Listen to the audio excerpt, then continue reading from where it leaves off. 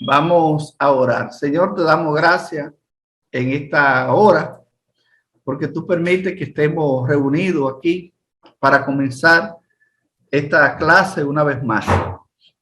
Queremos pedirte, Señor, que tú nos des entendimiento y sabiduría y que tu Santo Espíritu, Señor, tome la guía y control de todo lo que vamos a hacer en esta hora. En tu mano nos ponemos, Padre amado, y a cada alumno y alumna que va a participar en el día de hoy también lo ponemos en tus manos. En el nombre de Jesús. Amén y amén. Yo quiero comenzar, mis hermanos, en esta noche, en los primeros 10 minutos de esta clase. Yo no voy a hacer una retroalimentación completa de la clase anterior. Yo quiero enfocar dos temas que muchos alumnos pidieron que se profundizara un poco sobre ello. Y yo quiero compartir con ustedes un documento que tengo sobre eso. Es una lectura que vamos a hacer que le puede ayudar a aclarar algunas cosas, y vamos a hacerla ahora y después entonces pasamos para la parte de las exposiciones. No sé si están viendo ahí el compartimiento de la pantalla. Entonces, miren, una de las cosas que preguntaron mucho fue sobre el origen de la raza y el lenguaje. Yo quiero leerle algo aquí un poquito rápido, que investigué sobre eso. Dice, todas las razas que existen en el mundo tienen su origen en Adán. Y aquí hay tres preguntas que se hace al respecto. Dice, ¿qué efecto tuvo el diluvio sobre esto? ¿Por qué después del diluvio quedaron solamente Noé, su esposa, sus hijos y las esposas de sus hijos? ¿De dónde volvieron a aparecer las razas? ¿A partir de quién? La palabra de Dios es muy clara y precisa al mostrar que todas las razas existentes en el mundo tienen un solo origen. Observe lo que, hablando de Dios, dijo Pablo a los filósofos griegos en el Areópago de Atenas. En Hechos, capítulo 17, 26, dice, y de una sangre ha hecho todo el linaje de los hombres para que habiten sobre toda la faz de la tierra, y les ha prefijado el orden de los tiempos y los límites de su habitación. Es decir, que todo ser humano, independientemente de su raza o lugar geográfico donde se encuentre, está emparentado porque todos descendemos de un solo hombre, Adán. El libro de Génesis capítulo 5 nos muestra la numerosa descendencia de Adán hasta Noé. No se puede saber con precisión cuánto tiempo transcurrió desde la creación de Adán hasta el nacimiento de Noé, pero sí se sabe que la raza humana en general comenzó a multiplicarse durante ese periodo de tiempo.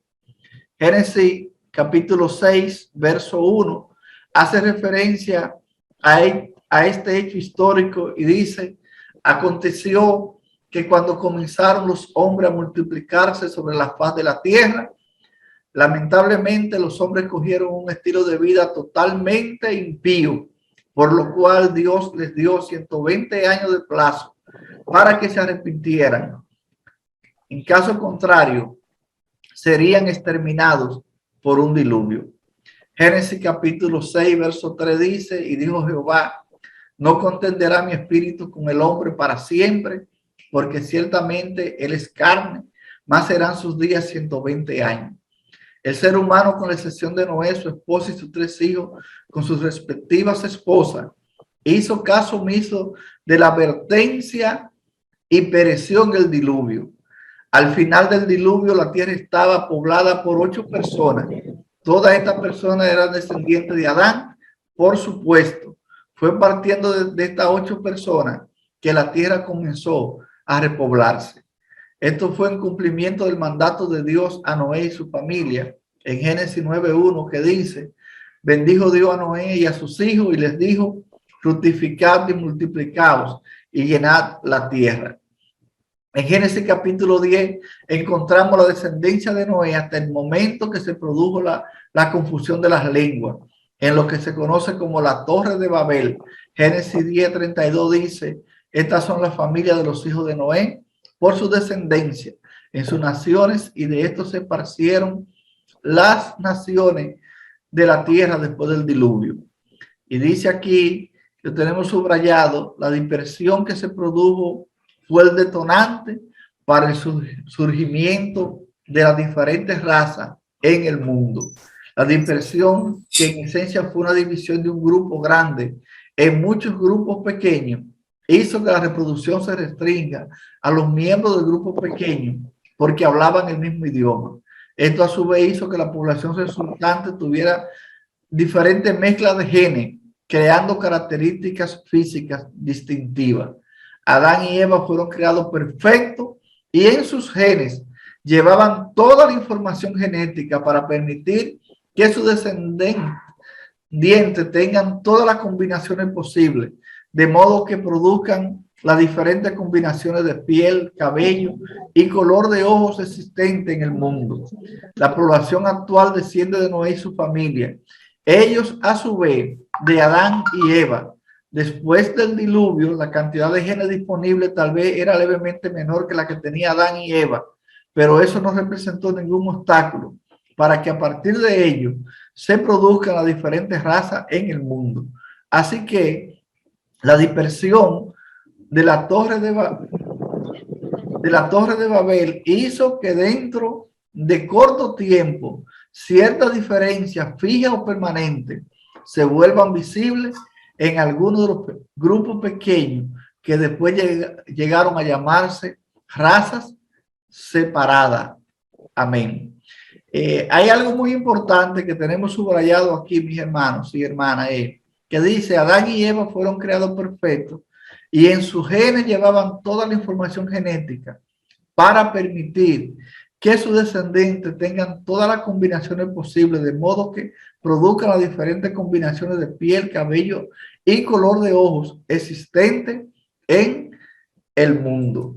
O sea, en otras palabras, lo que nos dice ahí es que cuando Dios nos creó, nos dotó de todos los genes que necesitábamos para que en el clima que viviéramos pudiéramos desarrollar esos genes. Por ejemplo, si una persona se desarrolla un clima frío, hay unos genes que se van a desarrollar, y si se desarrolla un clima caliente, como vamos a suponer África, que es un clima caliente casi en todos los países, entonces hay otros genes que se van a desarrollar de acuerdo al lugar, la llanura o la altura o el clima en que la persona esté, pero cada uno de esos genes tiene un origen y fueron creados por Dios. O sea que cuando yo estaba pequeño, yo recuerdo que en una ocasión yo le pregunté a alguien que de dónde venían los negros y que de dónde venían los blancos. Y esa persona me respondió a mí que los negros venían de Can, el hijo de Noé, porque cuando Noé lo maldijo, cuando él lo vio desnudo y no lo vistió, sino que se burló de su padre, entonces de ahí vienen los negros. Esa fue la respuesta que me dieron a mí cuando yo estoy hablando de una respuesta que me dieron cuando yo era todavía un adolescente, que yo pregunté por eso. O sea, que en una gran parte del mundo cristiano todavía se tiene la idea que una persona, las personas negras son negras porque es un castigo de Dios ser negro. Eso todavía se tiene, hay mucha gente que tienen una idea de esa naturaleza todavía, pero nosotros estamos mirando en primer lugar que eso no es bíblico. Además de eso, científicamente, eso tampoco tiene ninguna base. Simplemente son filosofía y teoría donde se quiere poner a una parte de la población por encima de la otra para para destacar así su supremacía. Pero eso no tiene ningún asidero bíblico ni nada, sino que cuando la gente se esparció, cuando Dios le confundió el lenguaje, la gente se esparcieron, dependiendo el lugar donde la gente llegó, el clima, el aspecto geográfico de la tierra en ese momento, si la gente vivía en altura o vivía en una parte baja o un llano, una llanura, entonces se le iban a desarrollar los genes que necesitaba para sobrevivir en el hábitat en el cual le tocó desplazarse. Entonces debemos de ver que la raza humana es una sola, la raza humana.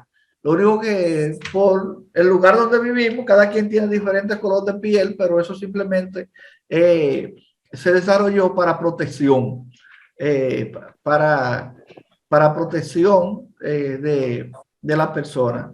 Y esa es la parte que queremos destacar del origen de la raza y de los diferentes lenguajes que hay en la humanidad en el día de hoy. Ustedes pueden seguir investigando más sobre eso. En el libro también hace una muy buena exposición sobre eso. La persona que le tocó exponer sobre ese tema, yo también lo puse y lo escuché, y también hizo muy buena exposición sobre ese tema también, que nos debe de aclarar muy bien a nosotros acerca de ese evento. Si hay alguna pregunta sobre eso, lo pueden hacer ahora, o si estamos claros, podemos seguir hacia adelante. Cualquier cosa ustedes pueden seguir investigando más al respecto. El otro tema que me preguntaron y que muchos querían aclarar era sobre el canon, los apócrifos y los pseudoepígrafos. Miren, mis hermanos, yo les voy a poner un pequeño documento en el grupo para que ustedes lo lean sobre el canon. Pero yo quiero decirle a ustedes que los libros que están en el canon no son inspirados porque fueron escogidos para el canon. La escogencia no fue que hizo esos libros inspirados. Ellos están ahí porque fueron inspirados antes de estar en el canon del Antiguo Testamento. Eso es lo primero. Y los apócrifos, ya ustedes saben que fueron libros que no fueron aceptados en el canon del Antiguo Testamento cuando se formó el canon definitivo. Y los pseudoepígrafos son libros, por ejemplo, que eran escritos por personas, entonces le ponían el nombre de algún profeta o un patriarca famoso para que la gente lo aceptara. Por ejemplo, en el Nuevo Testamento, por ejemplo, hay varias epístolas apócrifas que dicen epístola de Pedro, pero no fueron escritas por Pedro. Epístola de San Juan, digo, aparte de las que están ahí, hay otras más, epístola de Tomás. Hay muchísimas epístolas y tomaban algún personaje famoso de la Biblia y le ponían el nombre. Eran epístolas falsas, se determinaron que eran epístolas falsas, que no fueron escritas por esa persona a quien se le atribuye, y por eso se les llama pseudoepígrafos, porque eran escritos falsos. Y hay muchas epístolas en el Antiguo Testamento falsas en ese sentido. Ahora, los libros apócrifos no están en el canon porque no, porque no fueron considerados como obra inspirada por Dios, pero tampoco tienen nada que contradigan los libros que están aceptados en el canon del Antiguo Testamento. Si esos libros dijeran algo que contradijeran a lo que está ya aceptado en el canon del Antiguo Testamento, hoy en día eso fuera usado por los críticos literarios para desacreditar el Evangelio. Y si ustedes ven que ellos no lo usan, es porque no han encontrado nada que les sea de valor y de sustento y que contradiga lo que están escritos en los libros que están en el canon del Antiguo Testamento. O sea que esos libros todos están disponibles. Por ejemplo, aquí la librería de él vendía todas esas epístolas que no están en el Antiguo Testamento y todo eso. Todos esos libros que mencionan están disponibles por internet, también usted lo puede comprar. Pero usted no va a encontrar nada en esos libros que contradiga. Y si usted compra una Biblia católica, usted va a encontrar los 6 libros que no están en la Biblia protestante. Los 6 libros que no se consideraron como inspirados. Usted lo va a encontrar ahí. O sea que el canon de la Sagrada Escritura, eso es un milagro de Dios. Eso es un milagro de Dios porque eso no, solamente Dios pudo haber hecho eso y que quedara como está, en medio de tantos escritos que salieron al mismo tiempo, para poder determinar cuál era y cuál no era de Dios.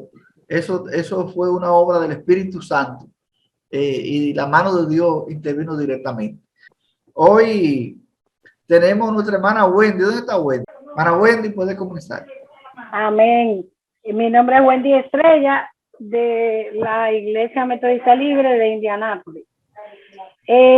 A mí me toca la parte de Noé y el diluvio.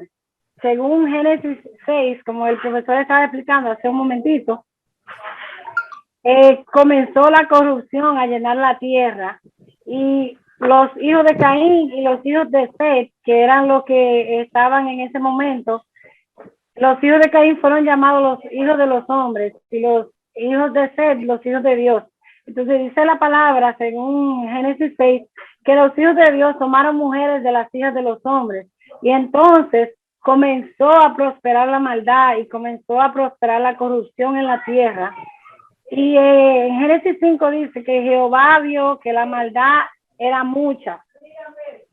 Y se arrepintió Jehová de haber hecho al hombre en la tierra y le dolió en su corazón. Esa es una parte que a mí me impresionó mucho, ¿verdad? El escuchar que la maldad era tal que al Señor hasta le dolió en su corazón, según Génesis 6:6.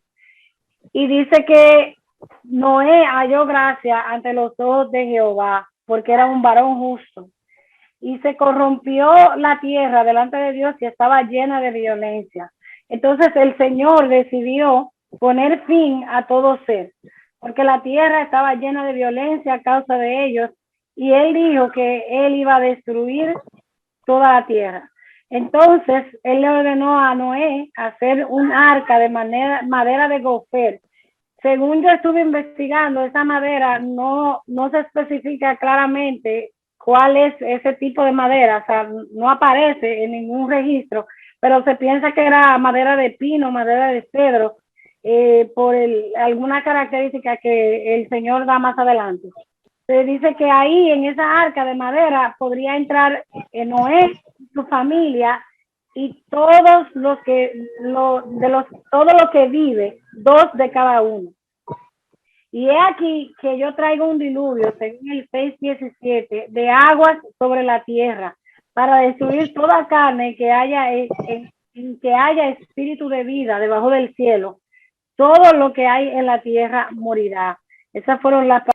Hizo como el Señor le había dicho, conforme a todo lo que el Señor le mandó. La fe de Noé la podemos ver en esta parte, en el verso 22 del capítulo 6. Él construyó el arca y hizo todo lo que el Señor le mandó, aún sin entender, ¿verdad? Porque aparentemente, según los historiadores, en esa época no se había visto la lluvia, no sé, solamente la tierra se mojaba con el rocío de la tierra. Y entonces él, por pura fe, creyó en el Señor y hizo lo que el Señor le había mandado, siendo el varón justo que era. Dice que a partir del capítulo 8, o sea, en el capítulo 7 habla sobre lo que pasó en el tiempo que ellos estuvieron en el arca, estuvieron 120 días en el arca. Dice que en el 8, que Noé edificó un altar a Jehová y tomó de todo animal limpio, de toda ave limpia y ofreció holocausto en el altar. Ya estamos hablando de la parte cuando Noé salió del arca con su familia. Lo primero que Noé hizo, al ver cumplida, ¿verdad?, la palabra de Dios fue agradecerle al Señor y tomar y hacer sacrificio delante de Dios. Y dice la palabra en el 8, capítulo 8, versos 20 al 22, dice que percibió Jehová olor grato y dijo Jehová en su corazón, no volveré más a maldecir la tierra por causa del hombre, porque el intento del corazón del hombre es malo desde su juventud. Ni volveré más a destruir todo ser viviente como he hecho. Mientras la tierra permanezca, no cesarán la sementera y la siega, el frío y el calor, el verano y el invierno, y el día y la noche. Entonces el Señor estableció un pacto con Noé, que es él puso un arco iris en el cielo, que por eso ahora los cristianos no hemos dejado tomar ese pacto, ¿verdad? Esa promesa del Señor. Y de acuerdo a ese pacto, el Señor le hizo varias promesas a Noé. Una de ellas es que no iba a volver a destruir la tierra con un diluvio, el dominio perpetuo del hombre sobre la vida del animal. O sea, el hombre iba a gobernar todo el tiempo sobre los animales. También le habló el Señor del uso de la carne de animales como alimento a Noé. Y también en el 9:5 le habló de la pena de muerte para el asesino. O sea, el Señor dijo que él iba a reclamar la vida de aquella persona que se atreviera a tomar la vida de otra persona. Y también se nos habla en esta parte sobre la bendición final de Noé sobre sus 3 hijos. Hay una parte en que ellos comenzaron a cosechar y dice la palabra que Noé sembró unas viñas. Aparentemente Noé no sabía cuál era el efecto, o sea, de tomar tanto vino. Y dice que Noé tomó vino y se embriagó y se desvistió.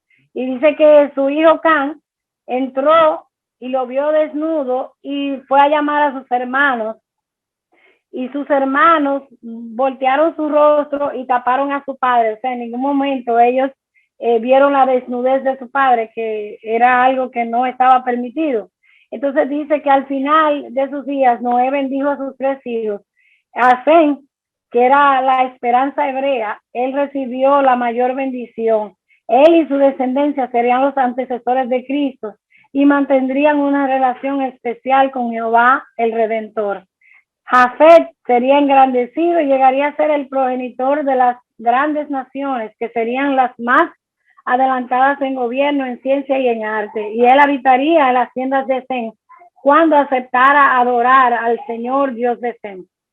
Y Can, llamado también Canaán, fue maldecido porque él fue el que vio la desnudez de su padre y en vez de cubrirlo, salió a decirle a los demás. Y se piensa que esta maldición, se habla de que la maldición que él recibió se relaciona con las tendencias idólatras de los cananeos. Ellos fueron los más idólatras de ese tiempo. Y dice que ellos fueron subyugados por los israelitas, los descendientes de Sem, cuando tomaron posesión de la tierra prometida de Palestina. Ellos siempre estuvieron por debajo de los hijos de Sem, que eran los que al final, en esa época, adoraron al Dios verdadero, a Jehová, Dios de los ejércitos. Bien, hermana, gracias por su exposición. Yo pienso que todo ahí quedó bien claro. Más adelante, si hay alguna pregunta, la realizarán o cualquier comentario adicional. Ustedes saben que estamos viendo la historia de la redención del pueblo de Dios en el Antiguo Testamento. De eso tratan los libros históricos que estamos mirando. Nosotros miramos después del diluvio vinieron después del diluvio vinieron los patriarcas, donde está Abraham, Isaac, Jacob y José. De esos 4 patriarcas desciende el pueblo de Israel. Entonces, después de los patriarcas, vino otra forma de Dios tratar con su pueblo, que fue a través de Moisés y la ley. Y de eso vamos a ver en el capítulo 5, que vamos a ver hoy, y la conquista de la tierra prometida, que es el capítulo 6, que vamos a ver en el día de hoy. Entonces, vamos a comenzar con Josefina King, que ella nos tiene la parte acerca de Moisés, el libertador. Vamos a ver, hermana Josefina. Buenas noches a todos, Dios les bendiga. Josefina Quín Castro, Iglesia Metodista Libre Higüey. En esta noche vamos a estar hablando sobre Moisés el libertador. Y si nosotros vemos en Hechos capítulo 7, su verso 20 en adelante, allí Esteban nos hace un espectacular resumen de vida de Moisés y nos divide su vida, valga la redundancia, en 3 periodos. El primero, de 40 años cada uno. El primero fueron los 40 años en Egipto, que inició con su nacimiento. Recuerden que Moisés nació en un momento muy turbulento, cuando el pueblo de Egipto se vio amenazado por la sobrepoblación del pueblo hebreo, y ante ese temor inició una matanza de los niños. Y Moisés nació Moisés estuvo en medio de esa situación. Pero como Dios siempre obra para bien, su mamá, Jocabet, sus padres fueron Jocabet y Amram, que ambos eran descendientes pertenecientes a la tribu de Leví. Sabiamente la mamá de Jocabet hizo un movimiento para salvarle la vida a su niño, y en un carrizal lo puso a la orilla del río donde se bañaba la hija del faraón. Y allí ella encontró a ese niño y nos dice la palabra que ella amó al niño y lo prohijó, y lo llevó a vivir con ella, lo tomó para vivir con ella. Y allí María, la hermanita de Moisés, que tenía 2 hermanos, Aarón y María, se acercó a ellos y le sugirió buscarle una nodriza, y le buscó su mamá. Y la misma mamá de Moisés fue la nodriza de su propio hijo. Así que Moisés comenzó a crecer en los palacios, en las habitaciones de Egipto. Pero no todo fue color de rosa, porque todavía en el corazón de Moisés estuvo esas enseñanzas de su madre, de la costumbre hebrea. Y dice en Hebreos 11, 24 a 25, nos dice que por la fe Moisés, hecho ya grande, rehusó llamarse hijo de la hija de Faraón, escogiendo antes ser maltratado con el pueblo de Dios que gozar de los deleites temporales del pecado. Y él comenzó a darse cuenta de que había una gran diferencia entre la vida de egipcia y la vida de esclavitud hebrea. Y allí tuvo sus momentos difíciles, porque habiendo sido árbitro en una pelea de 2 hebreos, después le tocó ser árbitro también y defender a un hebreo, pero allí fue amenazado por el hebreo que él defendió, porque un egipcio le estaba golpeando al hebreo y Moisés le mató. Y fue amenazado por el mismo hebreo. Y ahí comenzó el exilio en Madián, que fueron los otros 40 años que Esteban menciona en el libro de los Hechos, los 40 años en Madián. Allí en Madián, él conoció a su esposa Séfora. Allí llegó a donde Jetro, el que se convirtió después en su suegro, al defender a sus 7 hijas de unos pastores que intentaron echarlas del pozo donde ellas fueron a buscar agua, a darle agua a los animales con los que ellas andaban. Y allí Moisés estuvo 40 años exiliado en Madián. Pero ¿qué sucede? Dios tenía un llamado para Moisés. Y allí, habiendo pasado, cuando tenía 40 años en Madián y 80 años de edad, entonces el Señor se le apareció en Horeb, montes de Dios. Y allí en una planta, en una zarza que ardía, Dios desde esa zarza le comenzó a hablar a Moisés y le dijo que yo soy el Dios de tu padre, Dios de Abraham, de Isaac y Dios de Jacob, porque el pueblo de Israel estaba clamando a Dios para ser libre de la esclavitud egipcia, y ahora Dios le estaba llamando a Moisés para ir a esa comisión de liberación, para que sacara a su pueblo libre de Egipto. Y Moisés entonces en un momento se sintió como tímido, se sintió un poco temeroso y trató como de darle vuelta al llamado que Dios le hizo. Entonces, él lo que le puso a Dios fue, bueno, el pueblo no me va a creer, yo no soy tan elocuente, yo no tengo esas palabras, yo no tengo ese denuedo. Pero ¿qué hizo el Señor, que siempre tiene una solución para todas las cosas? Le prometió que su hermano Aarón, que tenía 3 años, que era 3 años mayor que él, hablaría ante el faraón.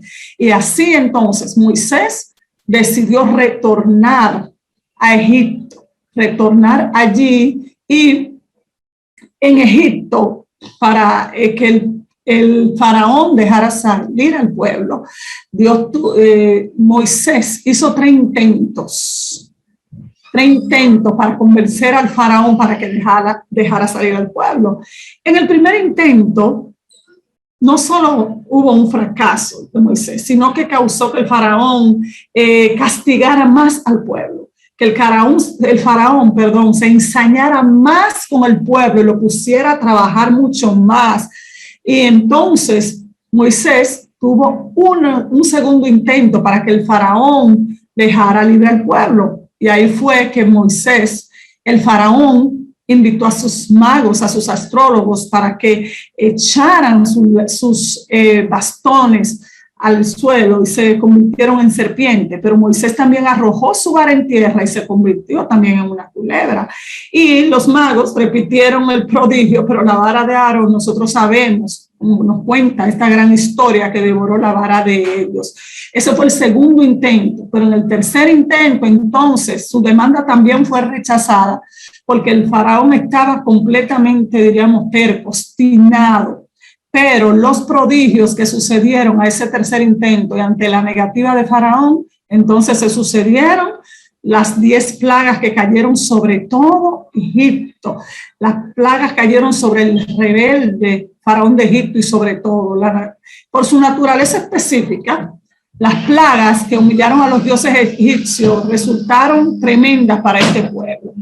Los egipcios adoraban al sol y una de las plagas fue esa: el sol se oscureció.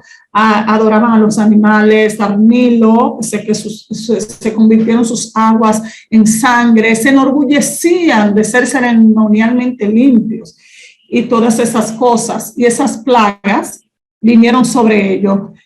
Nosotros las tenemos en Éxodo 7, 14 al 25, el de la sangre, las ranas en Éxodo 8, 1 al 15, el de los piojos.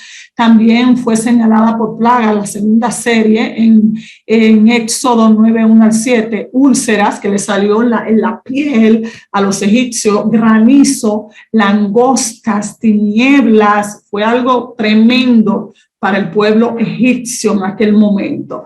Y ahora le quedan 5 segundos para que termine. Bueno, entonces nos vamos a las plagas. De ahí entonces pasamos a las plagas que llegaron por fin a su clima con la muerte de los primogénitos. Esa fue la primera Pascua del pueblo hebreo allí en suelo egipcio, cuando el ángel de la muerte pasó en la noche y Dios le dijo que entregara un cabrito, un animal virgen, un animal sin defecto, y untaran la sangre en el dintel de la puerta para que cuando el ángel de la muerte pasara, entonces viera que era el pueblo señalado por Dios. Amén. Amén. Bueno, mis hermanos, ahí en esa parte vemos cómo ya se sigue desarrollando el sistema del sacrificio como símbolo de redención. Dios le dijo al pueblo de Israel que pintaran la puerta de las casas con sangre para cuando el ángel de la muerte pasara no hiriera a nadie de los hijos de Dios. Eso era un tipo de Cristo Jesús, que era nuestro cordero inmolado que iba a ir a la cruz. Ahí vemos ya cómo se va manifestando. Entonces la hermana Berta Lidia Jiménez va a hablarnos de la legislación en el monte Sinaí. Amén. Buenas noches. Dios le bendiga. La hermana Berta Lidia desde el Valle de la Iglesia Metodista. Le estaré hablando sobre lo que es la legislación en el monte Sinaí. La palabra legislación significa conjunto de normas y leyes en un lugar determinado. Vemos que a pesar de que Israel había salido de la esclavitud de Egipto, tenía mucho que aprender en cuanto a disciplina moral y espiritual. Moisés sabemos que fue representante de Dios para establecer el pacto entre Dios y la nación hebrea. Esta tarea llevó un año entero. Llevó un año entero que los israelitas permanecieron al pie del monte Sinaí. En el tercer mes de la salida de Egipto, Dios mandó a Moisés que subiera a la cumbre, al monte, donde prometió hacer de Israel su especial tesoro. Y manda al pueblo a que se prepare por medio de la ceremonia de la purificación para recibir la ley. Basados en Éxodo capítulo 20 del 1 al 17 y en Deuteronomio del 5, capítulo 5 del versículo 6 al 21, encontramos lo que es el decálogo. El decálogo es una palabra griega que significa 10 palabras o 10 dichos dados en el Sinaí. Fue un código moral de 10 mandamientos escrito en 2 tablas de piedra. Supone que los 4 primeros fueron escritos en una tabla y los 6 restantes en otra tabla. La primera tabla establecía los deberes del pueblo para con Dios, con Dios Santo, y la segunda tabla los deberes éticos que cada uno de nosotros, que cada uno podía, que cada uno debía seguir. Según aparecía en la tabla, podíamos resumirlos en: no tendrá dioses ajenos delante de Dios, no te harás imágenes, no tomarás en vano el nombre de Dios, acuérdate del día de reposo, honra a tu padre y a tu madre, no matarás, no cometerás adulterio, no robarás, no dirás falso testimonio, y el número 10, no codiciarás. Jesús hizo la misma distinción cuando resumió los mandamientos de esta manera. Él lo resumió en 2, que dicen: amarás a tu prójimo como amarás al Señor tu Dios con todo tu corazón, con toda tu alma y con toda tu mente, y a tu prójimo como a ti mismo. O sea, Jesús hizo lo resumió de esta manera en 2. De estos 2 mandamientos depende toda la ley y los profetas, según Mateo 22, 37, y lo que es de Deuteronomio 40, Deuteronomio 6, versículo 5, y también en Levítico 19, 18. La importancia de este código moral se recalca en otros pasajes del Nuevo Testamento. Por ejemplo, Pablo nos recuerda que la ley ha sido nuestro ayo para llevarnos a Cristo, en Gálatas 3:24. Y lo tenemos aquí, lo que es el libro del pacto también, dentro de lo que se legisló, que está basado en Éxodo capítulo 20, 22 y 23 y el 33. El 24:7 y el 24:7, que contiene mayormente leyes jurídicas que corresponden a la vida nacional de Israel. Esta nueva vida surge naturalmente de la aplicación de la ley moral del decálogo.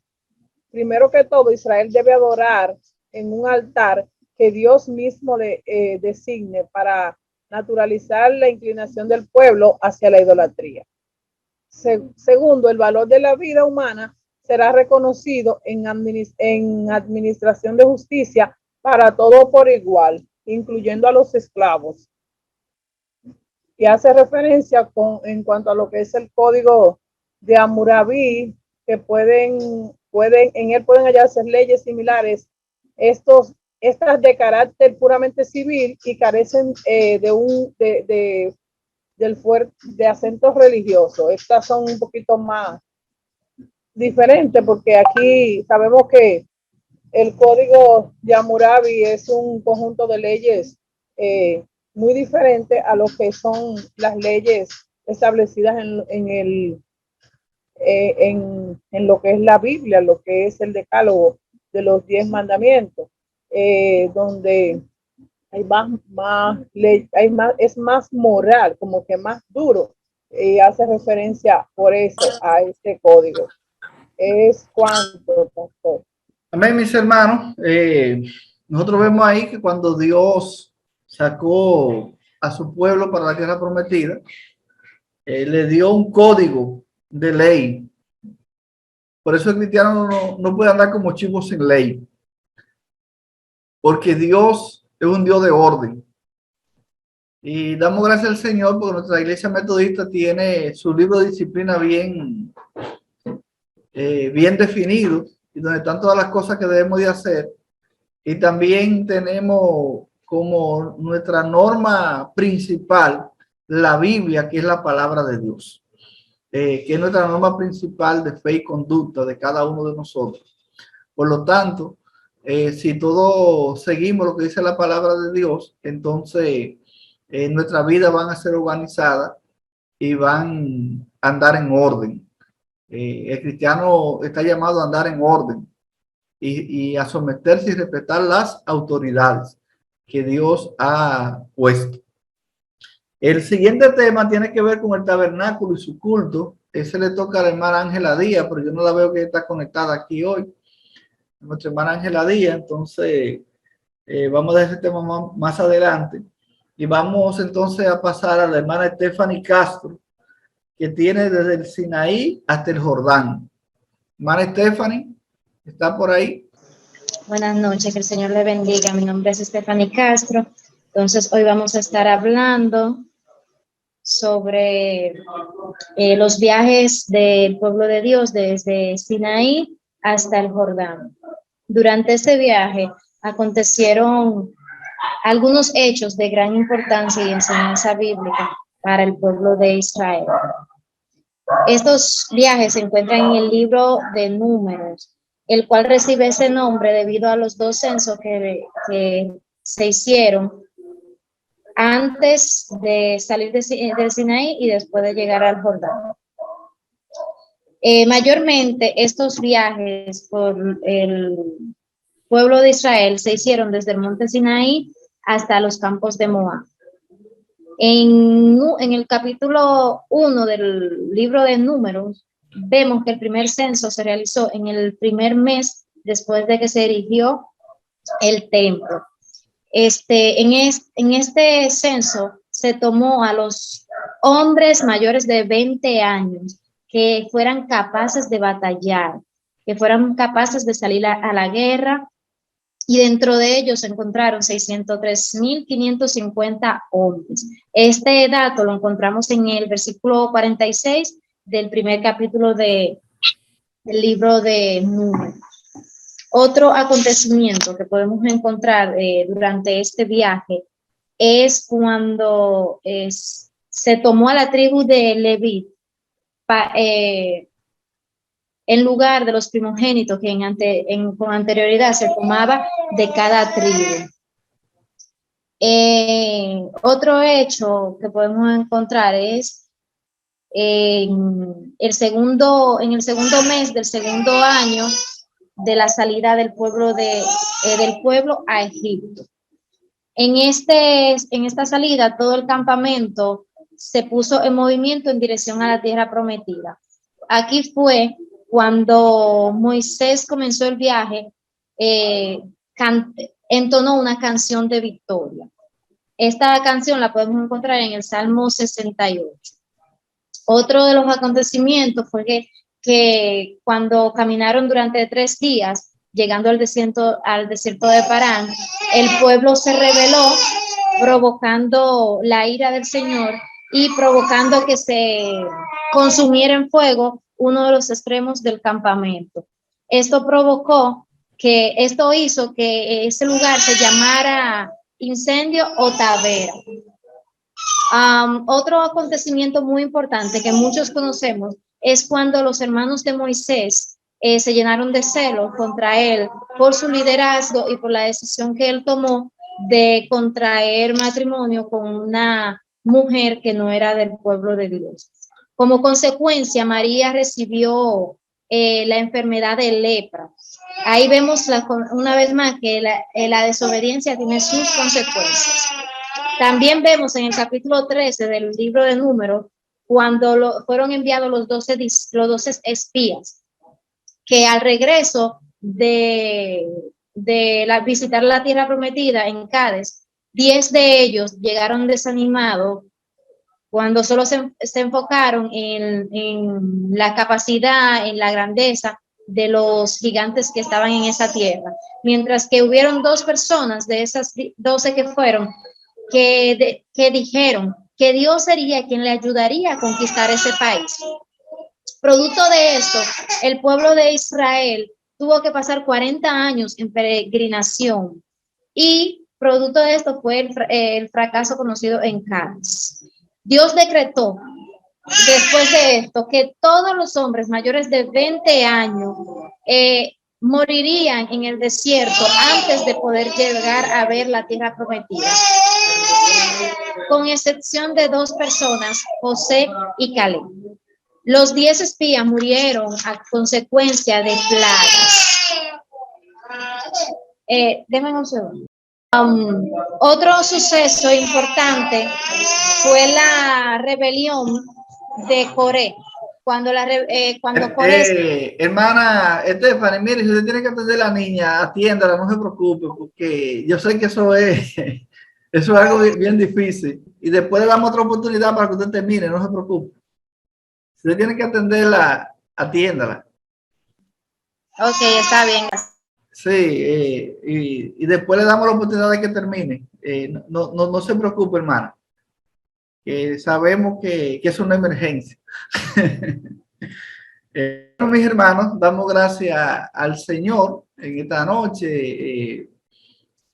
Nosotros sabemos que todo lo que tenemos, muchachos, hemos tenido muchachos pequeños, hemos pasado por esa situación.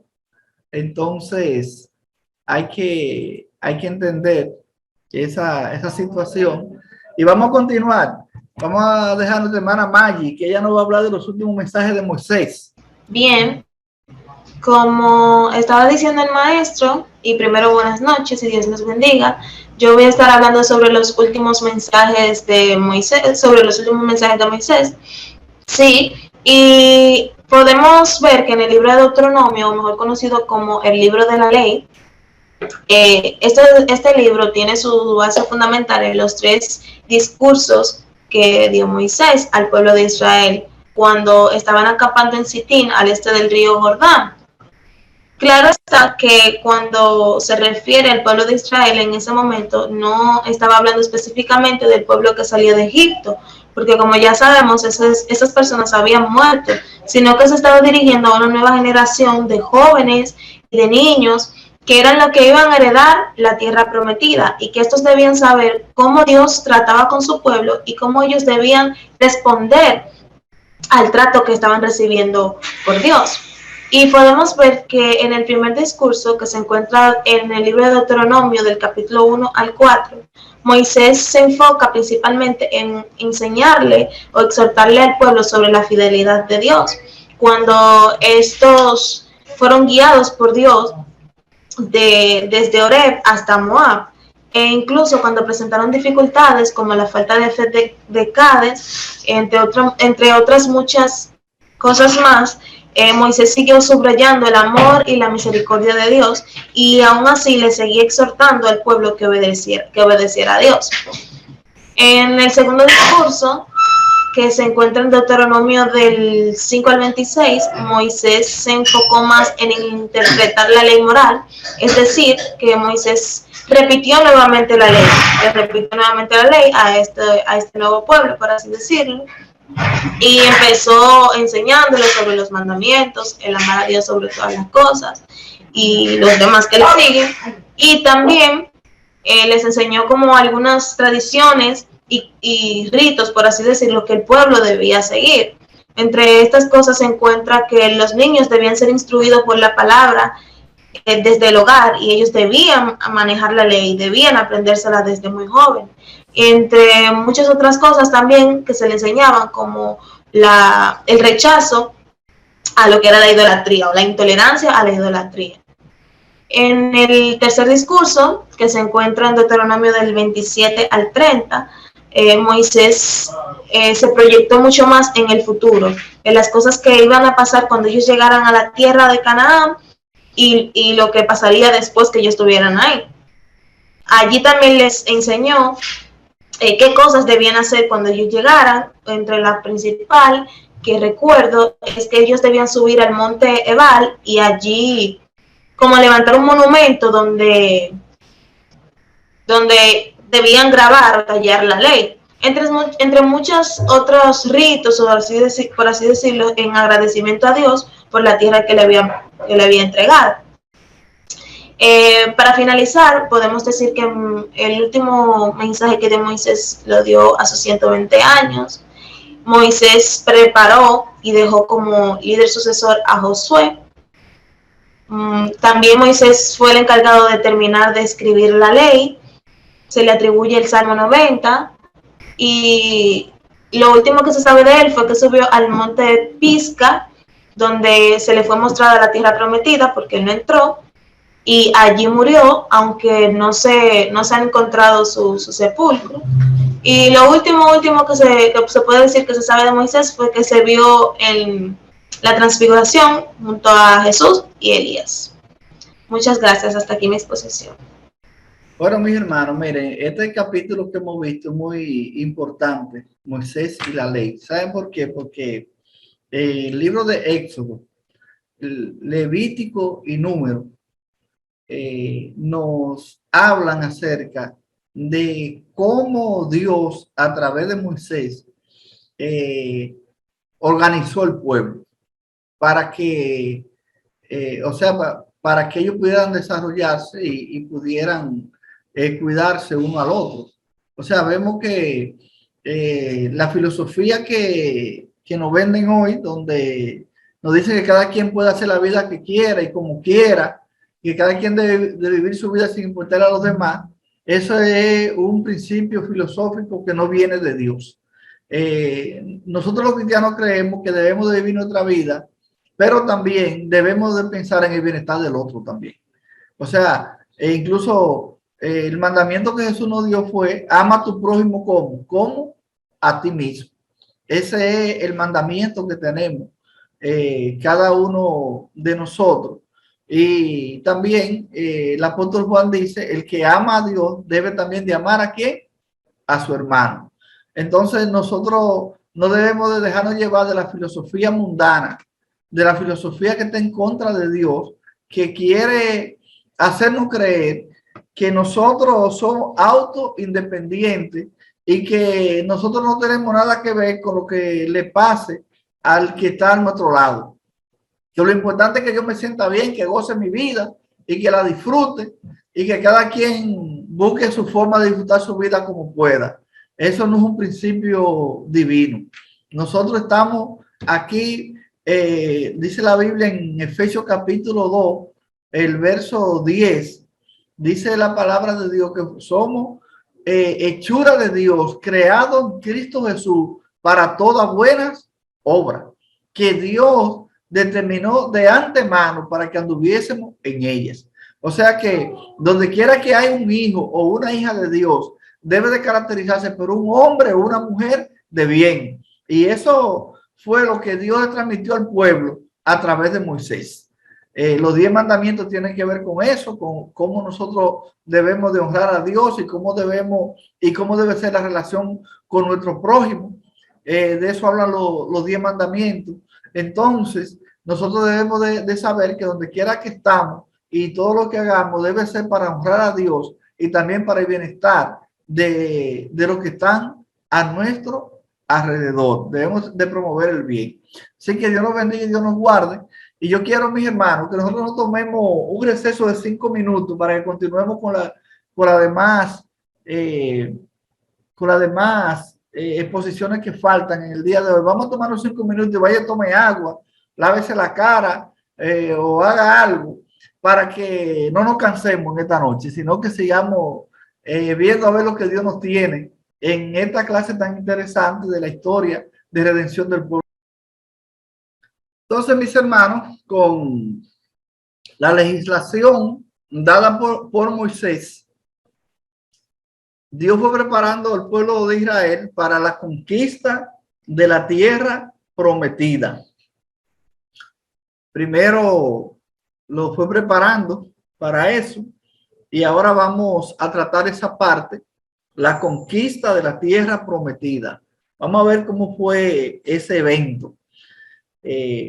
Vamos a ver una panorámica acerca de la tierra de la promesa. Y en esa parte nos va a ayudar David Cruz Sánchez. ¿Está por ahí David Cruz Sánchez? Presente, maestro. Pues vamos a comenzar, David. Muy buenas noches, Dios le bendiga mucho.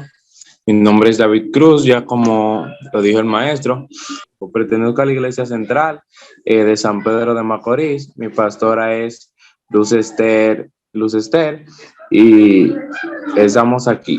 Y mi nombre es David Cruz, pues si ya lo había dicho.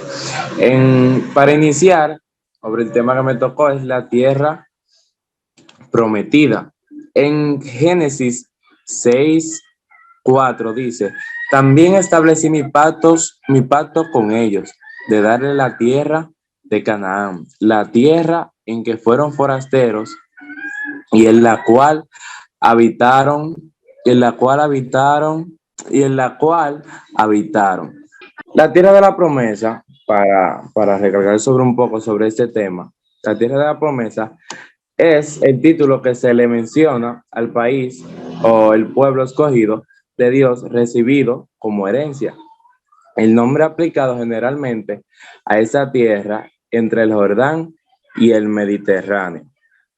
Los israelitas habían sido un pueblo sin patria por más de 40 años, librado de la esclavitud de Egipto, la cual Dios le habrá en un momento le dice a Moisés, el cual Dios se acuerda de la promesa que le había hecho a sus antecesores, por decirlo así, o la promesa que le había hecho a sus antecesores a sí mismo.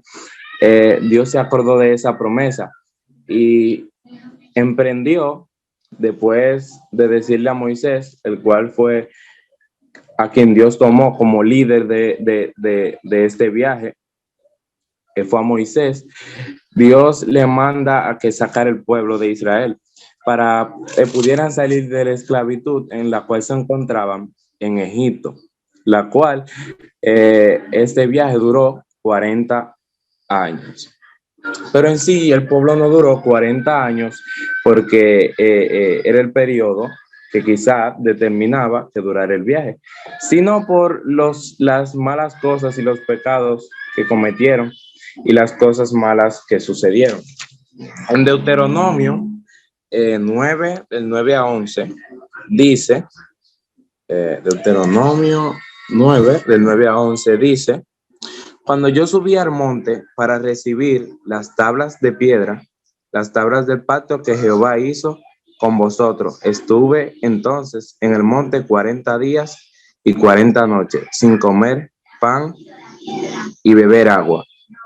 Y me dijo Jehová, las 2 tablas de piedra escritas con el dedo de Dios, y en ellas estaba escrito según todas las palabras que os Jehová en el monte. Jehová habló en el monte, de en medio del fuego y el día de la asamblea. Dios le da estas leyes a Moisés para que se la diera al pueblo. Dios hace un nuevo pacto con su pueblo, el cual también le da leyes, la cual cumplir. Y en una parte también habla en Deuteronomio la tierra que ellos han de poseer, lo cual es una tierra, la tierra que ellos iban a poseer era una tierra buena, como dice la palabra en el Éxodo 3, 8, si mal no recuerdo, una tierra buena y ancha, tierra que fluye leche y miel, era la tierra que Dios le prometía a este pueblo, el cual Dios no permitió que Moisés entrara. Moisés murió y le dejó, hermano, antes de morir, a Josué, cual fue que de ahí en adelante dirigió a ese pueblo y pudieron conquistar la tierra que Dios le prometió, como Dios siempre promete sus promesas, Dios siempre cumple sus promesas, y pudieron llegar al destino que Dios le había ordenado, aún pasando todas esas vicisitudes pudieron llegar, porque Dios es un fiel, el cual cumple sus promesas. Hasta aquí fue mi exposición, espero que hayan aprendido algo sobre ella.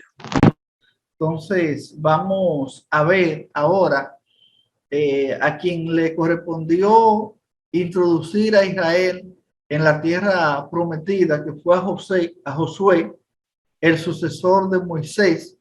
Y para esto vamos a tener a nuestro hermano Fausto Veloz, esta parte. Hermano Fausto.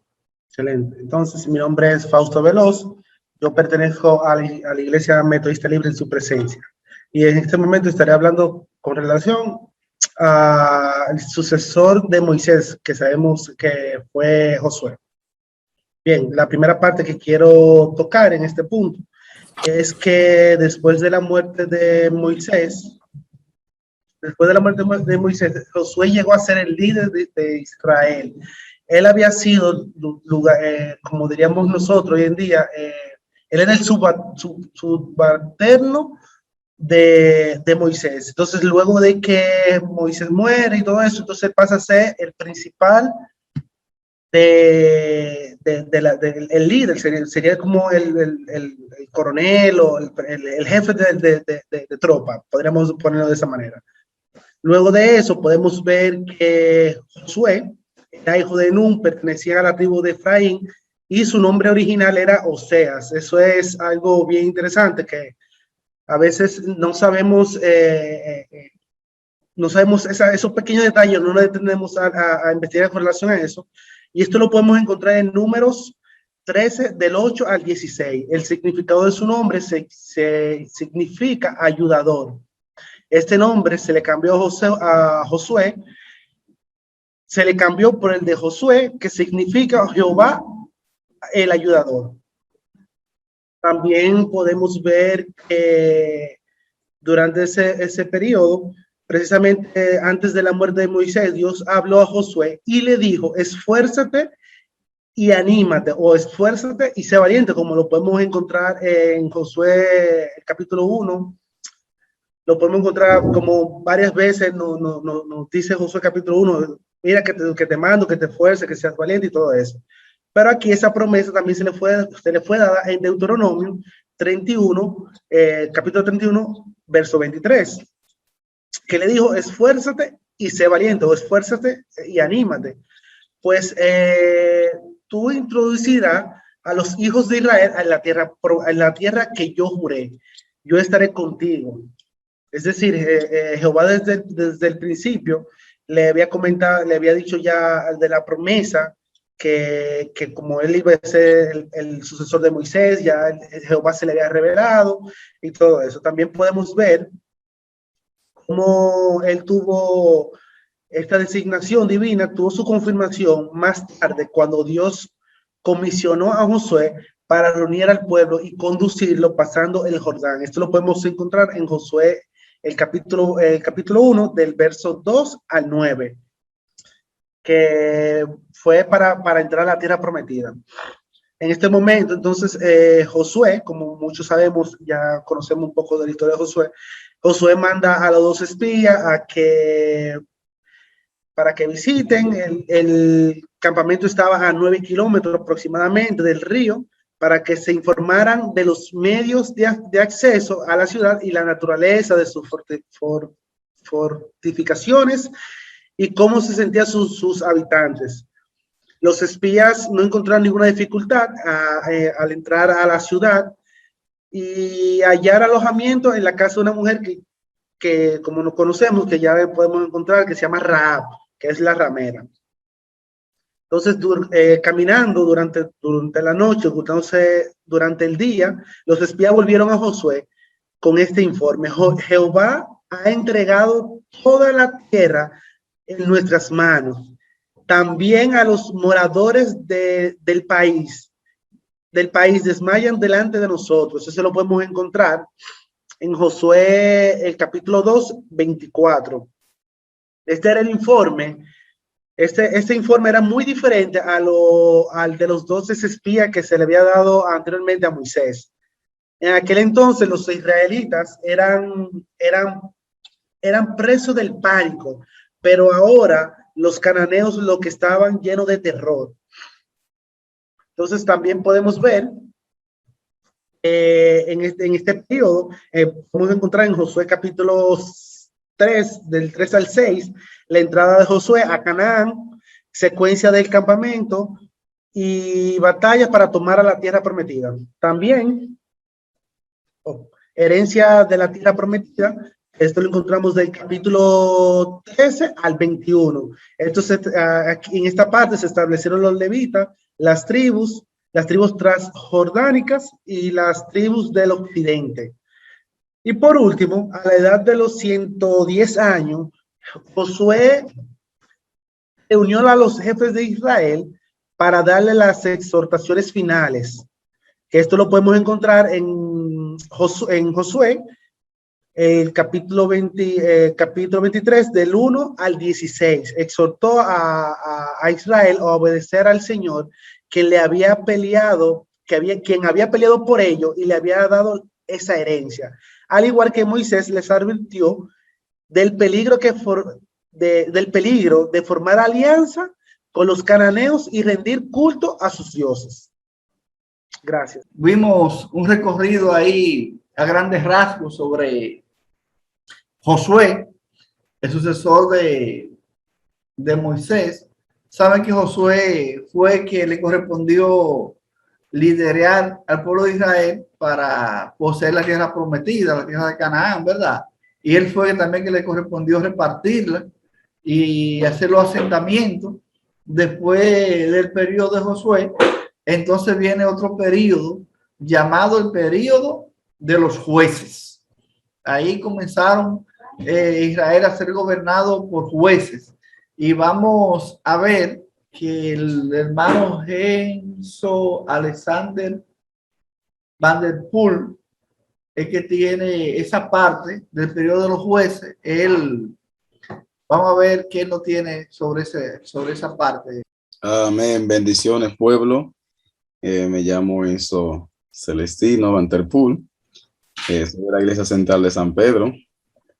Y como ya el maestro dijo, me toca hablar sobre el periodo de los jueces. El periodo de los jueces inicia a través de la muerte de Josué, cuando ya Israel se encuentra establecido en su tierra ya prometida, como dice las escrituras, y ya el pueblo se ve establecida en su territorio por la división hecha de antemano por Josué, por Moisés, desde el principio.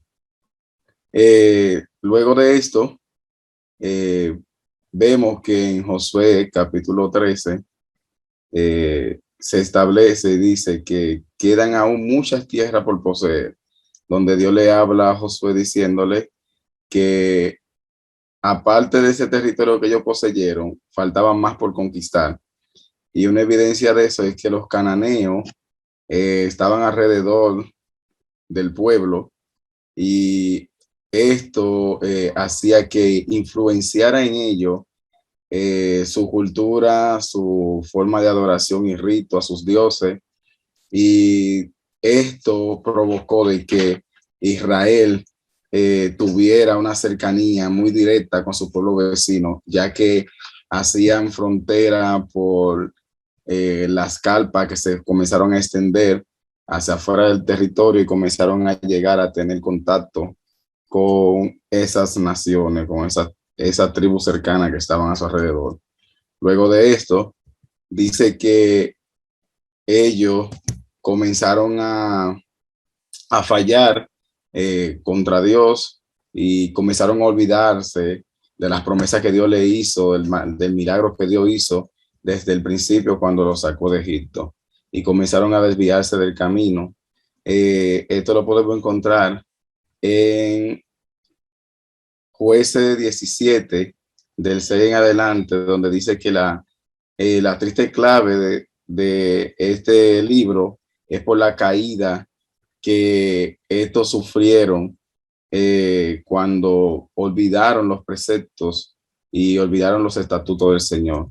En base a eso, entonces, surgieron lo que son los 6 ciclos de los jueces, desde el capítulo 3 comienza a hablar el proceso de lo que, por cual el libro de los jueces, o la época de los jueces comenzó a surgir.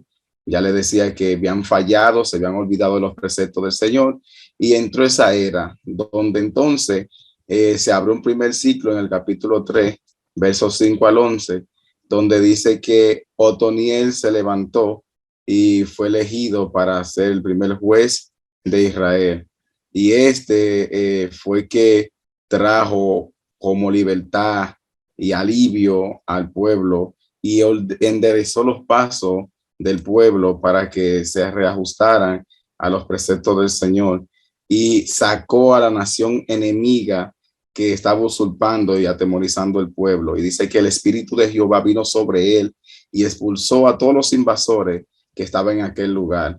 Y por esta acción, él quedó gobernando como juez durante 40 años en ese lugar, y hubo paz por toda esa temporada. Luego se abre un segundo ciclo en el capítulo 3, verso 12 al 31, donde habla de que en la historia también el pueblo volvió a la idolatría, se comenzó a mezclar con los pueblos paganos, y Moab, como castigo, Dios permitió que Moab pudiera invadir y tomar posición sobre el pueblo de Israel.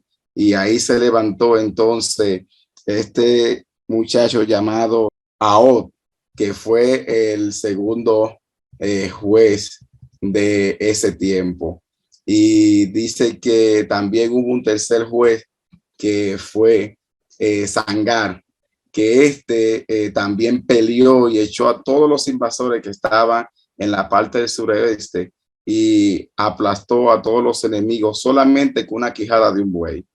Y luego se levantó un tercer ciclo del capítulo 4, del 1 al 31, donde habla sobre la profetisa Débora, que conocemos la historia, donde Císara comenzó a levantarse en contra del pueblo. Entonces Barak tuvo miedo y tuvo que buscar la ayuda de Débora. Y Débora declara la palabra que en mano de una mujer se iba a obtener la victoria, y así mismo sucedió. Al cabo del tiempo, entonces, pasó otro periodo que fue el cuarto, donde entonces, después de 40 años que vivió el pueblo de paz y libertad de sus enemigos extranjeros, entonces volvieron, hicieron lo malo delante del Señor.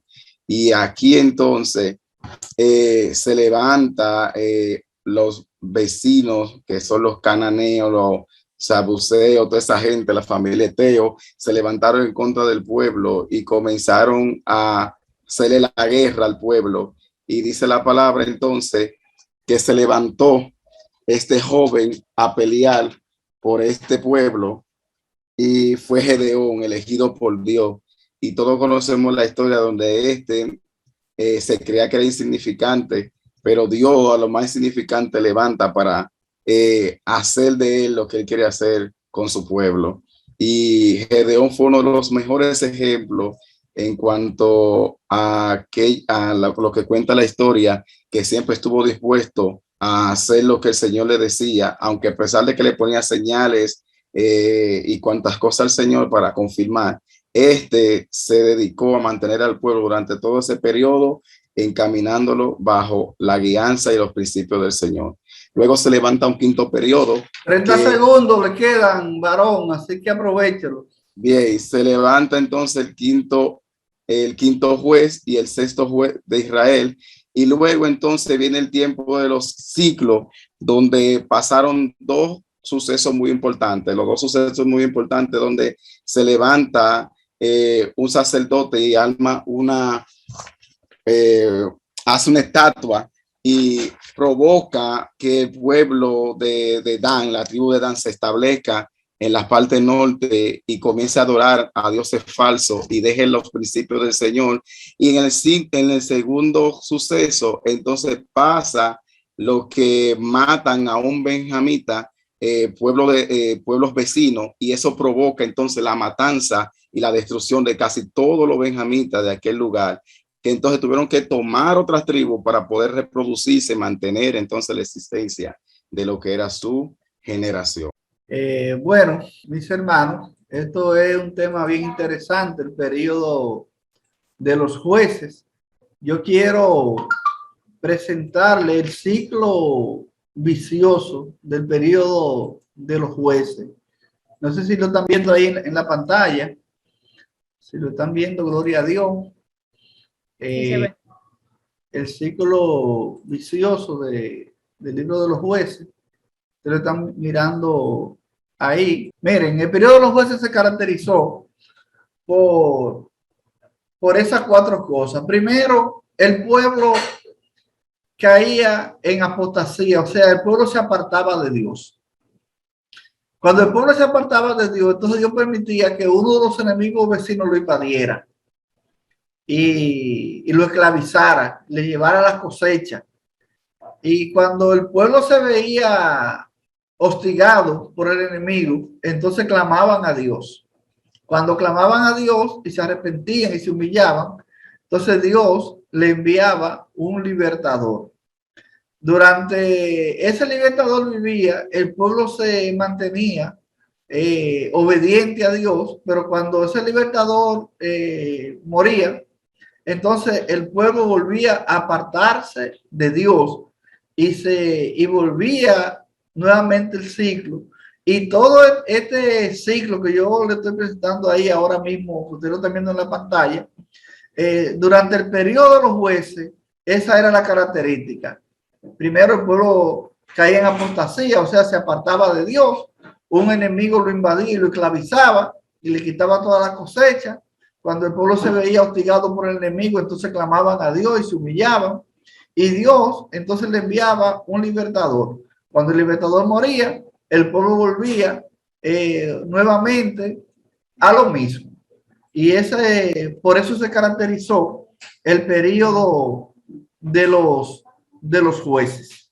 Ese era como un círculo vicioso que había en el pueblo de Israel durante todo el periodo de los jueces. Apostasía. La apostasía traía la invasión de algún enemigo vecino. Cuando el pueblo se veía oprimido, entonces clamaba a Dios. Dios enviaba un libertador. Mientras el libertador estaba vivo, el pueblo se mantenía obediente a Dios, pero desde que moría volvía de nuevo a la apostasía. Yo tengo una mano levantada. Yo pienso que Noeli debe ser esto. Nieve. Sí, pastor. Quiero hacer una pregunta. Nieve de este lado. Sí. ¿Me copia? Sí. Le estamos escuchando, hermano. Ok, pastor. Cuando decía que el pueblo hacía lo malo delante del Señor, ¿hay alguna aclaración con respecto a eso? ¿Qué era lo malo? ¿Cometían idolatría? ¿Hablaban mentira? ¿Hay alguna explicación? Porque la Biblia, principalmente la Reina Valera, menciona, y el pueblo hacía lo malo nuevamente delante del Señor. ¿Se sabe a qué se refería eso? Sí, principalmente en el libro de los jueces, cuando dice que el pueblo hacía lo malo delante de los ojos del Señor, ahí especifica en qué consistía la maldad de ese momento. Él lo especifica, pero usted sabe que en el libro de Éxodo, Número, Levítico y Número, ahí Dios le dio todas las instrucciones al pueblo de Israel de cómo ellos debían de vivir cuando llegaran a la tierra prometida. Cuando habla que ellos hacían lo malo delante de los ojos del Señor, era que ellos desobedecían algunos de esos mandamientos que Dios le había dado. Entonces, por ejemplo, cuando en el tiempo de Gedeón, por ejemplo, que es uno de los jueces que más se conoce por la historia de él, ¿en qué consistía lo malo que el pueblo hacía delante de Dios? Mire, en primer lugar, lo primero que el pueblo hacía era que se iba tras los ídolos de las naciones vecinas. Eso era lo primero. En segundo lugar, en el libro de Levítico y Número, se habla mucho acerca de que ellos debían de proteger a las viudas, a los huérfanos y a los extranjeros. Entonces, cuando el pueblo caía en apostasía y se apartaba de Dios, esa eran la gente que eran oprimidas. O sea, la gente que ellos estaban llamados a proteger, entonces la oprimían. Porque eso es lo que el pecado hace. Y eso, yo estoy hablando de un juez, pero el pecado podía ser diferente de un juez a otro, pero había un pecado que siempre era común, que era el pecado de la idolatría. Ese siempre estuvo presente en todos los momentos de apostasía. El pecado de irse detrás de los dioses de las naciones vecinas. Pero detrás de eso entonces venía la otra cosa que yo mencioné, como la opresión a aquellas personas a las cuales el pueblo estaba llamado a proteger, como eran las viudas, los huérfanos, los extranjeros y todo tipo de personas que eran vulnerables. Estaban llamados a proteger. Ellos entonces, esa gente, cuando el pueblo caía en pecado, el pecado también oprimía a esas personas. Y en eso consistía lo malo, pero si nosotros leemos el libro de Jueces, nos vamos a encontrar que especifica cuáles eran las cosas malas que el pueblo estaba haciendo. Yané, usted levantó la mano. Sí, pastor, muchas bendiciones. Amén. Ya usted dijo algo que era común, que era la idolatría. Dios le prohibió al pueblo de Israel, cuando llegaran a ese lugar, que no podían mezclarse con los, y que nombres de ellos, que era adorar otros dioses, con los agoreros, los hechiceros, y etcétera, etcétera. Entonces, miren, hermano, de ese periodo de los jueces, todavía no hay dos personas más que van a exponer, porque hay Jonathan O'Neill, él va a hablar acerca de Ruth, que la historia de Ruth se desarrolló en el periodo de los jueces, y también tenemos Juan González, que va a hablar acerca del último juez que hubo en Israel, que fue Samuel, a quien le tocó también ungir los dos primeros reyes de Israel, el profeta Samuel.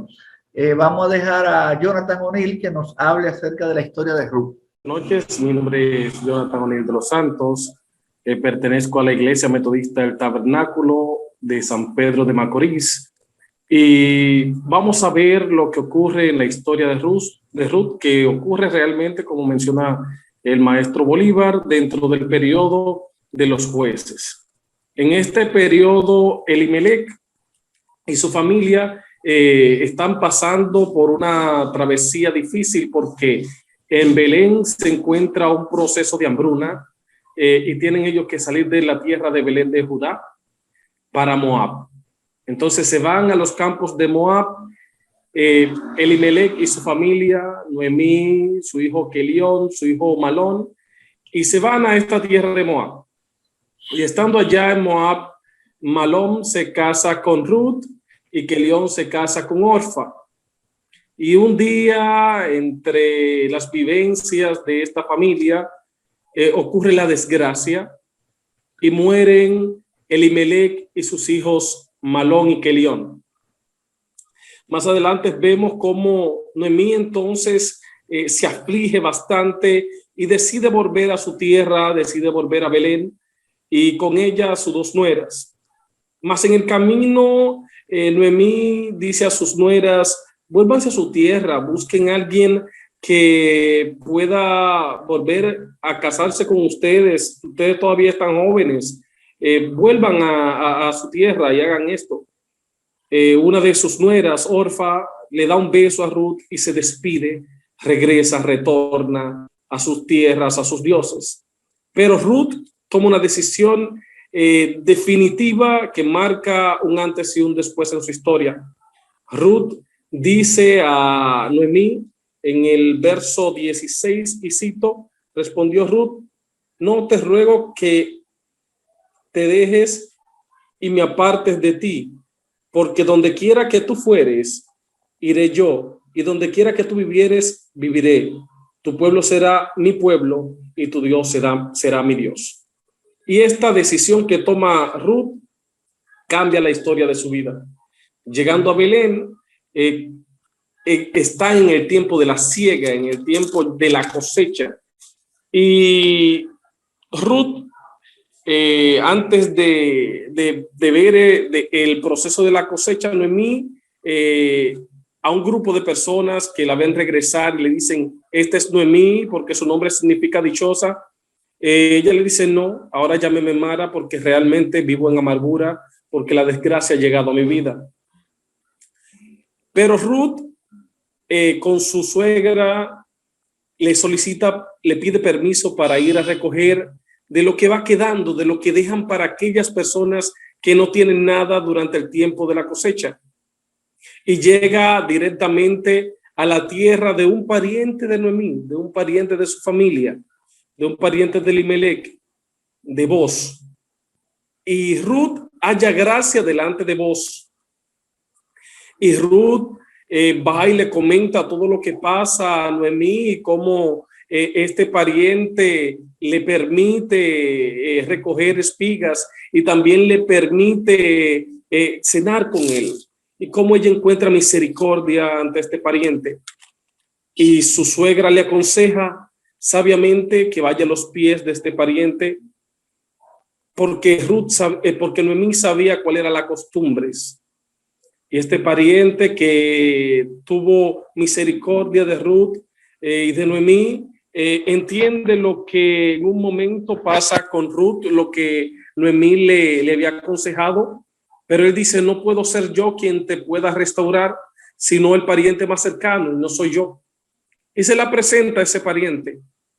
Más este pariente, no queriendo redimir, no queriendo restaurar, quitándose un zapato como era la costumbre, deja a Boz para que Boz sea quien restaure el nombre de Elimelech y de su familia. Y así lo hace Boz. Y finalmente vemos cómo Ruth, la moabita, una persona fuera de los lineamientos de Dios, entra en el plan de redención de Dios. Y vemos 4 figuras importantes en esta historia. Vemos a Boz como tipología de Cristo para redimir y restaurar todo lo que se ha perdido. Vemos a Ruth como la figura de la iglesia, aquella que va buscando al amado, que va buscando a Cristo para ser redimida y restaurada. Vemos a Orfa como aquellos que quedan en el camino, que encuentran y se ven cerca de la salvación, pero que no la alcanzan. Y vemos a Noemí como aquellos afligidos que caen, pero que luego son restaurados. Y así termina la historia de Ruth, hablando acerca de la restauración y cómo es el plan de Dios, prácticamente el plan de Dios revelado. Bueno, esa es la historia de Ruth. Yo sé que muchos de nosotros la hemos leído. Una historia muy interesante y fascinante. Hay muchas películas, muchas versiones de películas cristianas acerca de Ruth, que son interesantes también.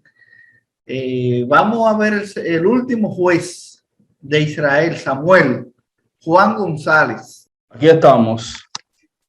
Dios les bendiga. Amén. Mis amados, Juan Manuel González, desde la Romana Tercera, Pastor Waldo Castillo. Vamos a estar hablando acerca del último juez y el primero de los profetas, que fue Samuel. Samuel consta de 2 libros que son Primero y Segundo de Samuel, y reciben ese nombre pues de la figura principal de este libro. Samuel nació como la respuesta a la oración de su madre Ana. En gratitud por el agradecimiento de Samuel, ella lo dedica al Señor. Samuel se educa en el santuario de Silo con el sacerdote Elí. Dios llama personalmente a Samuel desde su infancia y le revela en horas de la noche la inminente destrucción de la casa de Elí y su llamado para ser juez y profeta en Israel a través de lo que nosotros conocemos como el llamamiento, que fue cuando lo llamó varias veces de noche, y Elí, al haber entendido que era Dios que le hablaba, le dijo, cuando te vuelva a llamar, responde, habla Señor, que tu siervo escucha. Israel, Elí y sus 2 hijos habían caído en pecado delante del Señor, y el Señor estaba enojado con el pueblo y envió juicio contra los israelitas en forma de la batalla con los filisteos en Afe, donde mueren los 2 hijos de Elí, capturan el arca y la llevan al templo de Dagón en Asdod. Esta noticia, cuando Elí recibe la noticia de la muerte de sus hijos, dice la palabra que cayó hacia atrás en su silla y se desnucó. Elí murió a los 98 años luego de haber juzgado al pueblo de Israel por 40 años. A partir de ahí, se reconoció a Samuel como el juez y el líder del pueblo. Se radicó en la ciudad de Rama, donde había nacido y donde también murió y fue sepultado. Y a partir de Rama, Samuel cada año hacía un recorrido por todo Israel, instruyendo al pueblo y guiándolo en la adoración a Jehová. Cuando Samuel vio al pueblo que estaba arrepentido y que tenía deseo de servir al Señor, los convocó en Mizpa para que ofrecieran sacrificio y renovaran el pacto. Cuando los filisteos escucharon acerca de la reunión en Mizpa, armaron su ejército contra Israel. Samuel oró al Señor y una tormenta muy terrible desbarató al ejército filisteo. Los israelitas los vencieron con mucha facilidad y fue tan completa esa victoria que registra la palabra que desde ese momento los filisteos nunca sintieron otra vez fuerzas para atacar a Israel durante el periodo de Samuel. El resto de la vida de Samuel está relacionado estrechamente con el establecimiento del reino y la coronación de Saúl, cuando el pueblo de Israel le pide al Señor que quieren un rey como las demás naciones, y el Señor a través de Samuel les dice que tenía en su plan ser el pastor y el rey de Israel, pero como ellos habían pedido rey, les dio a Saúl y fue Samuel quien ungió y vamos a decir acompañó o aconsejó a Saúl durante su reinado. También coronó y ungió a David, que fue el segundo rey más, uno de los reyes más importantes de Israel. Samuel se convirtió en uno de los hombres más influyentes de su época y uno de los hombres más influyentes también en la historia de su pueblo. Alrededor de él, en Rama, se formó lo que se llamó la escuela de profetas, donde estaban los hombres que trabajaban la obra de instrucción y de reforma y que guiaban al pueblo a continuar con las enseñanzas y con la guianza que había dado Samuel. También se convirtió en un personaje muy importante en todas las celebraciones que se ejecutaban y él tenía que hacer acto de presencia. A su muerte se decretó un duelo nacional, como se registra en el capítulo 25, verso 1. Esta es la historia del profeta Samuel. Es cuanto. Amén. Gracias, siervo, por su resumen, muy bien. Y saben que Samuel fue el último juez de Israel, le correspondió ungir al primer rey de Israel, que fue Saúl. Vamos a hablar acerca de eso en la próxima clase, acerca de cuando el pueblo pidió a Moisés, a Samuel, que le eligiera un rey. Samuel le dijo al pueblo que no estaban desechando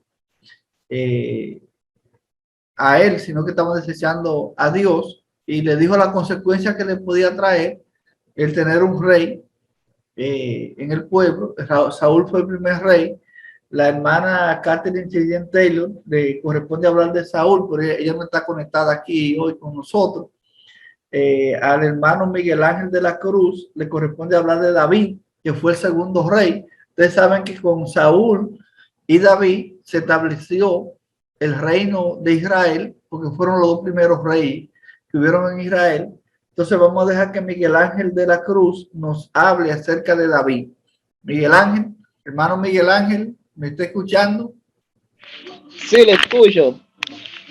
Pues le corresponde a usted hablar de David, varón. ¿Me escuchan bien? Sí, yo lo estoy escuchando. Bueno, buenas noches, Dios bendiga a todos. Mi nombre es Miguel Ángel, de la Cruz Francisco. Me congrego en la Iglesia Central San Pedro, mi pastora Lucetel.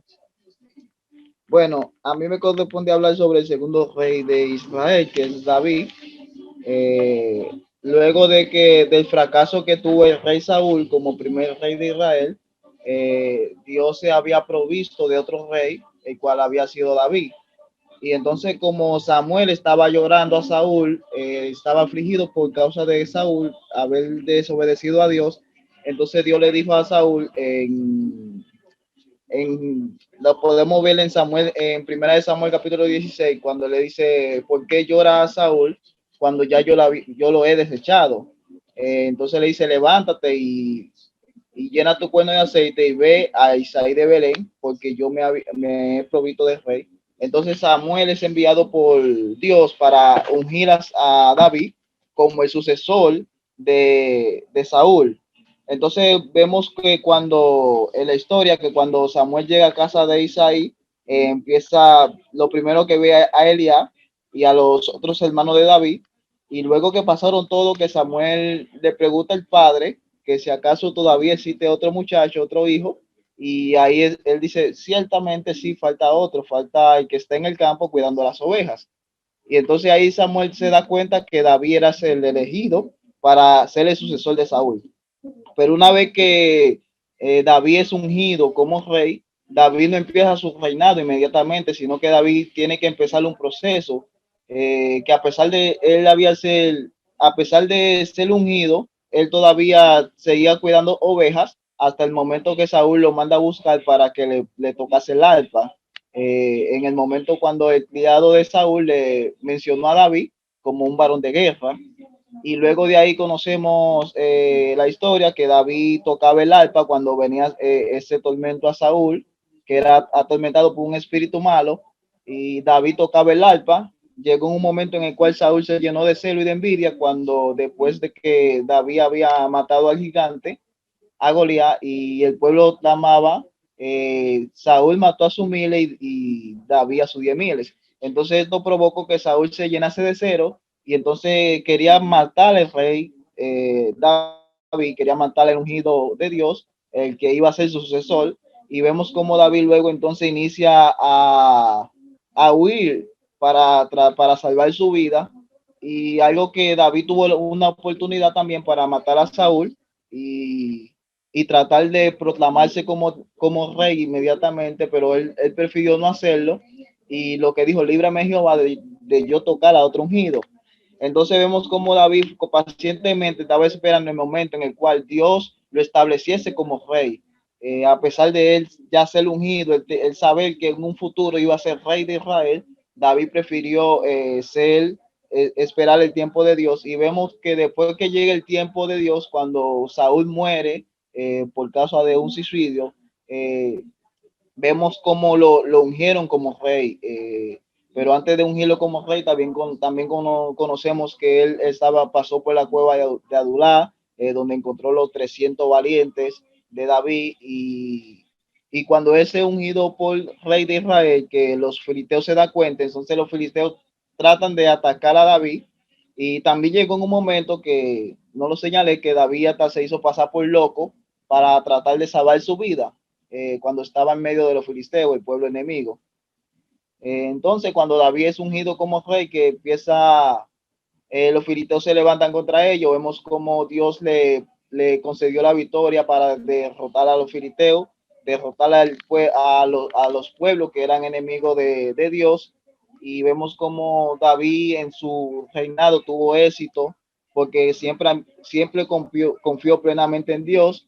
Tuvo su momento en el cual se vio un poco descaído, los errores que él cometió, como cuando se llegó a la mujer ajena, y vemos también cómo David supo humillarse y fue uno de los reyes que siempre le cantó salmos a Dios y siempre reconocía que toda la victoria que él tenía provenía de Dios. Y vemos que este rey siempre se apoyó más en Dios que en sus... Sí, bueno, entonces ya ahí tenemos un resumen acerca de David.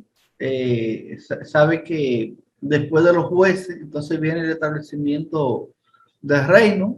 Saúl y David fueron los dos primeros reyes de Israel, ambos con una característica completamente diferente. Tanto Saúl como David tenían dos características muy diferentes uno del otro, y por eso a eso se debe el fracaso de uno y el éxito del otro. Pero en la próxima clase vamos a ver algo un poquitico más profundo acerca de esa parte ahí. Así que ya esas eran las personas que nos tocaban exponer en el día de hoy. Los que faltan por exponer lo van a hacer en la próxima clase, con la ayuda del Señor. Yo lo mandaré por el grupo a los que le corresponde y el tema que le corresponde a cada uno, y así continuamos con las clases. Vamos ahora, nos quedan 2 minutos para las 10, pero ustedes saben que no podemos irnos de aquí sin evaluar la clase. Tenemos que hacer una evaluación. Vamos a evaluar la clase de hoy. Vamos a ver quién comienza a hacer la evaluación de la clase de hoy. Muy buena clase, maestro, tremenda, de mucho aprendizaje. Amén. ¿Quién más? Vamos a ver. Excelente, una buena exposiciones, todo con mucha propiedad. Hemos enterarnos de muchas cosas muy interesantes. Amén. Cruceli, usted levantó la mano. Yo diría que fue excelente, los compañeros tuvieron buena fluidez y buen entendimiento. Excelente, no hay más nada que decir, profesor. Amén. Sí. ¿Alguien más? Yo, pastor. Sí, un momento. Marilena tiene la mano levantada. Vamos a ver, Marilena. Amén, amén, excelente clase, excelentes exposiciones. Con el permiso de los demás expositores, quiero felicitar a Fausto. Me gustó la forma en que él hizo. Zaira levantó la mano también. ¿Dónde está Zaira? Sin desperdicio, pastor. Sí. Una clase sin desperdicio, excelente. María Jesús. Muy buen desenvolvimiento. Amén. Stephanie Castro. Muy nutritiva y edificante para todos y cada uno de nosotros como líderes espirituales.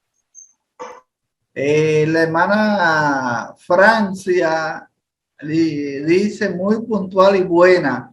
Berta Lidia levantó la mano. Vamos a ver, Berta Lidia. Muy provechosa, me gustó mucho porque aprendí y pude aclarar muchas cosas que no tenía claras. Amén. Cristian Daniel dice, muy buena, un recorrido bíblico interesante. Wendy Estrella, muy interesante. Bel Kikín, maravillosa la historia del pueblo de Dios. Nicauri Ogando, bastante interesante y provechosa. Buen desempeño de todos. Sara y Fausto, muy buenas exposiciones hoy. Romer Alexander, muy profunda y edificante. Un buen desarrollo bíblico. Dariana Aquino, excelente. Zaira Mato, excelente. Starling Aquino, excelente clase. Zaira Mato, de nuevo, sin desperdicio. José González, gloria a Dios por las intervenciones. Yanilka Ramón, de buen provecho. Belki María Santana, muy interesante, realmente provechosa. Maggi de León, muy aclaratoria. O sea que hay mucho mensaje en el chat. Así que mis hermanos y hermanas, en el día de mañana o esta misma noche posiblemente, yo pondré lo que le corresponde exponer en la próxima clase y también la reflexión que ustedes harán de la clase de hoy. Yo espero que las reflexiones no sean superficiales, que las reflexiones le ayuden a profundizar más. Y cualquier cosa que ustedes no tengan clara, investiguen, lean en el libro, vean el video de nuevo y eso les va a ayudar a retroalimentar lo que ya ustedes saben y a tener mayor provecho de la clase. Así que Dios les bendiga, Dios les guarde a todos y la bendición de Dios sea con cada uno de ustedes.